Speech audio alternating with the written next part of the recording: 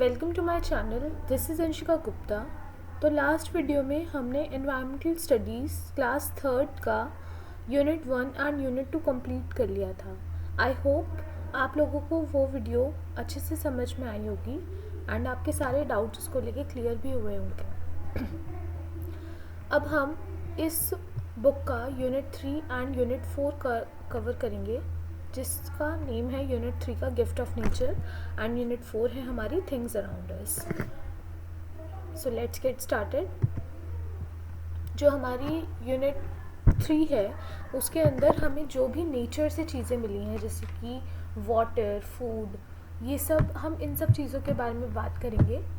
और इसके अंदर जो हमारा पहला चैप्टर होगा वो पड़ेगा चैप्टर 7, वाटर अ प्रीशियस गिफ्ट। यूनिट 3 हमारी बहुत इजी है, इवन यूनिट 4 भी। इन यूनिट्स के अंदर ज़्यादा कुछ खास है नहीं।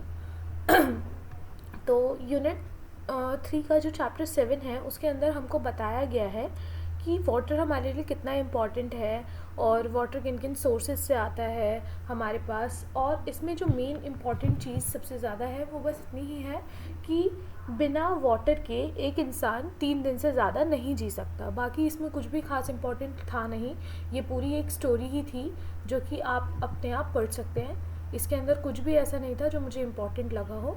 तो ये चैप्टर बस यहीं पे फिनिश होता है। फिर आते हैं हम चैप्टर 8 पे। इसके अंदर बताया गया है फूड वी ईट।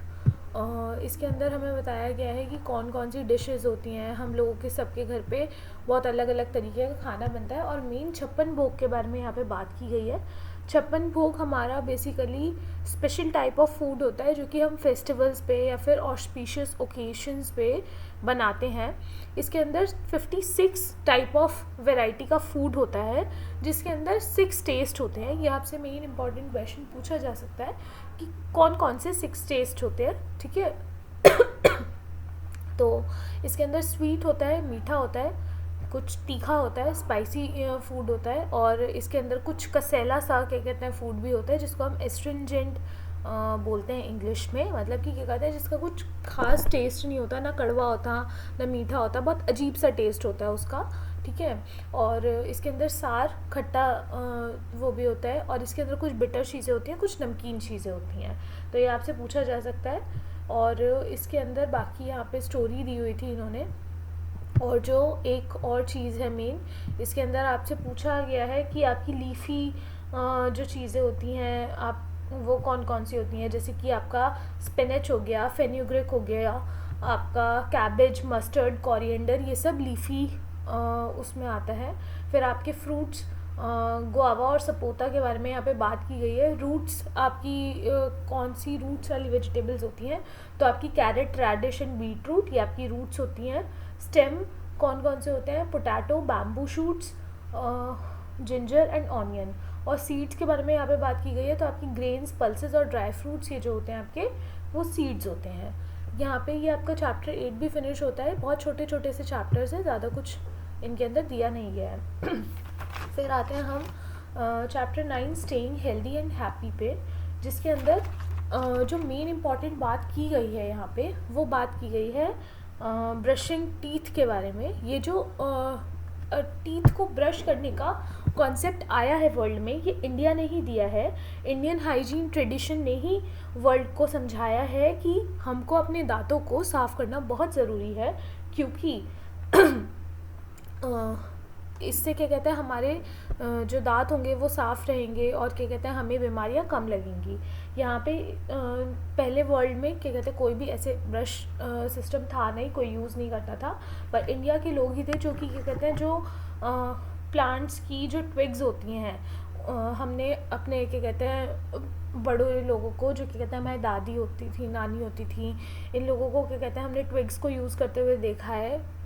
जो दातुन होता था नीम का या बबुल का, उसकी क्या कहते हैं वो डंडी से वो लोग दातुन करते थे। तो उनको क्या कहते हैं यूज़ पहले लोग करते थे, और वहीं से क्या कहते हैं ये ब्रशिंग ऑफ टीथ का कॉन्सेप्ट इंडिया मतलब वर्ल्ड के अंदर आया है। फिर उसके अंदर यहाँ पे एक मेन इम्पॉर्टेंट चीज़ बताई गई है, ये देखिए यहाँ पे ये स्टोरी है और यहाँ पे ये बात कही गई है। और एक और चीज़ यहाँ पे बोली गई है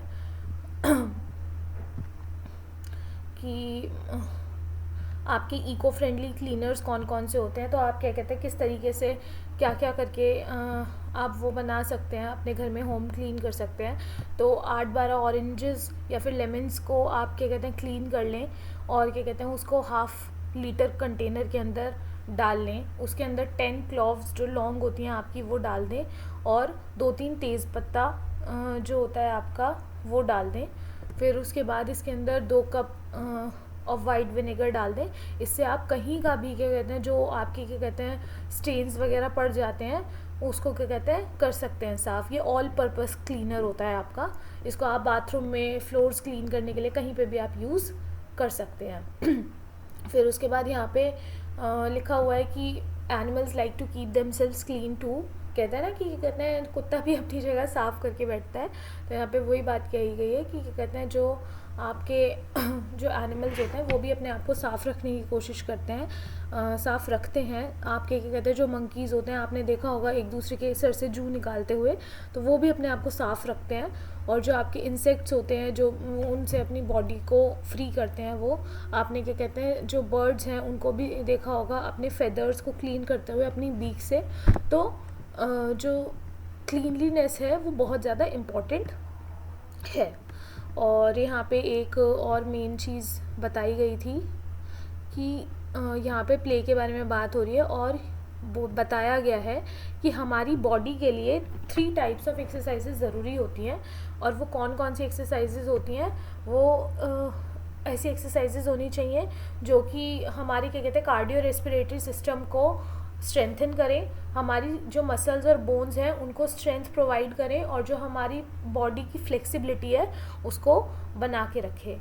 फिर यहाँ पे अशोक चक्र के बारे में बात की गई है कि अशोक चक्र के अंदर आपकी कितने सेक्शंस होते हैं, तो वही सब आपको यहाँ पे बताया गया है। यहाँ पे ये चैप्टर फिनिश होता है एंड ये यूनिट भी फिनिश होती है। फिर उसके बाद आती है आपकी things around us. Things around us के बारे में आपको आपके आसपास की चीज़ों के बारे में बताया गया है।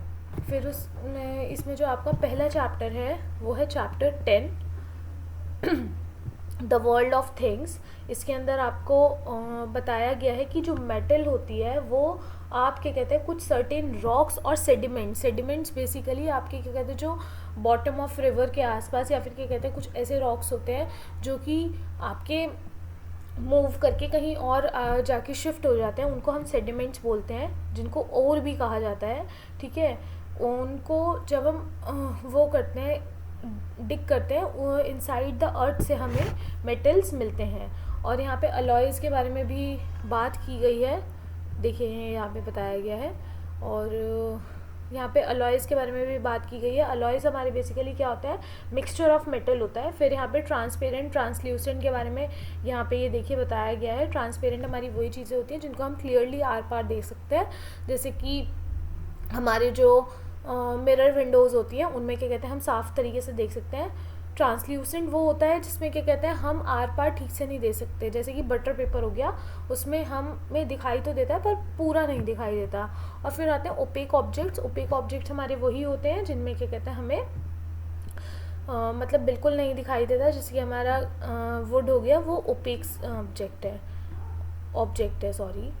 एंड फिर उसके बाद यहाँ पे ग्लासेस के बारे में बताया गया है। ग्लासेस जो हैं आपके वो ज़्यादातर सैंड से बनते हैं। और यहाँ पे materials like rubber, fibre and wax could be naturally produced by plants. यहाँ पे बताया गया है कि आपके जो क्या कहते हैं मटेरियल होते हैं जैसे कि रबर, फाइबर और वैक्स, ये प्लांट्स और एनिमल्स से क्या कहते हैं प्रोड्यूस होते हैं, पर इनको क्या कहते हैं हम आर्टिफिशियली भी प्रोड्यूस कर सकते हैं। और यहाँ पे ये भी बताया गया है कि बीज जो होती हैं वो आपकी वैक्स प्रोड्यूस करती हैं, पर वो सिमिलर वैक्स हम पेट्रोलियम से भी बना सकते हैं। क्या आजकल क्या कहते हैं हर चीज़ आर्टिफिशियल आने लग गई है, तो मतलब वो पेट्रोलियम से भी बनाई जा सकती है।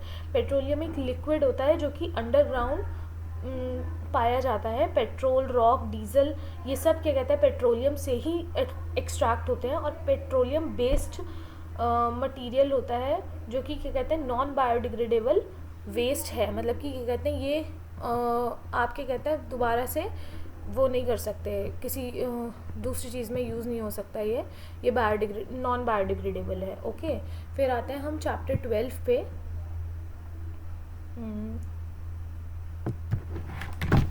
Chapter 11 making things. इसके अंदर ज़्यादा कुछ बताया नहीं गया है। मेन चीज़ जो यहाँ पे बताई गई है वो यही है कि मटकों को बनाकर जिस फायर पॉट के अंदर रखा जाता है बेक करने के लिए, उसको किल्न बोला जाता है। किल्न कहते हैं, KILN, किल्न। यहाँ पे क्या कहते हैं, ये बेसिकली पूरा चैप्टर पॉट्स के ऊपर ही है। और यहाँ पे मेन बात यही बताई गई है कि क्या कहते हैं, जब हम मटकों को बनाते हैं और फिर उनको क्या कहते हैं आप बेक करने के लिए रखते हो, आपने अगर कभी किसी को देखा हो मटके वाले को मटके बनाते हुए, तो जो क्या कहते हैं वो जिसके अंदर रखते हैं उसको किल्न कहा जाता है, KILN। और इसके अंदर बस यही मेन बात थी। और चैप्टर 12 है फिर आपका टेकिंग चार्ज ऑफ वेस्ट। तो ये क्या कहते हैं, इसके अंदर आपकी क्लीनलीनेस के बारे में बात की गई है। और यहाँ पे बताया गया है कि आपका जो नेशनल क्लीनलीनेस डे है वो आपका जनवरी 30 को मनाया जाता है, क्योंकि क्या कहते हैं उस दिन हमारे क्या कहते हैं बिकॉज इस दिन जो हमारे महात्मा गांधी जी हैं उनकी डेथ एनिवर्सरी होती है। उसके बाद यहाँ पे रिड्यूस, रीयूज़ एंड रिसाइकिल के बारे में यहाँ पे बताया गया है कि रिड्यूस, जो भी हम वेस्ट क्रिएट करते हैं उसको, उसके अमाउंट को रिड्यूस करना। अगर क्या कहते हैं आप बहुत सारे प्लास्टिक बैग्स यूज़ कर रहे हैं तो उनको कम करना। हम सब्ज़ी लेने जा रहे हैं और सब्ज़ी वाला हमें अलग अलग प्लास्टिक बैग्स में दे रहा है सब्ज़ी, तो हम उसे हम अपना एक पेपर बैग कैरी कर सकते हैं। और अगर हम करना भूल गए हैं तो उसको बोल सकते हैं कि एक ही क्या कहते हैं जो प्लास्टिक बैग है वो आप हमें दे दो। फिर है रीयूज़। रीयूज़ का मतलब बेसिकली यही होता है कि जो हमारी पुरानी चीज़ें हैं जो अब हम क्या कहते हैं नहीं वो यूज़ की हैं, उनको क्या कहते हैं उनसे कुछ न्यू मटेरियल बना सकें। जैसे कि क्या कहते हैं हमारे जो ओल्ड पेपर्स हैं, जैसे कि क्या कहते हैं जब बच्चे सेशन ख़त्म होता है उस टाइम पे क्या कहते हैं बच्चों की नोटबुक्स में बहुत सारे पेजेस रह जाते हैं, तो कुछ बच्चे क्या कहते हैं उनको अपने क्या कहते हैं रफ वर्क के लिए यूज़ कर लेते हैं। तो वही यहाँ पे बात की गई है, ये एक इको फ्रेंडली प्रैक्टिस मानी जा सकती है। फिर है रिसाइकल। रिसाइकल के अंदर बेसिकली आपको बताया जाता है कि क्या कहते हैं अगर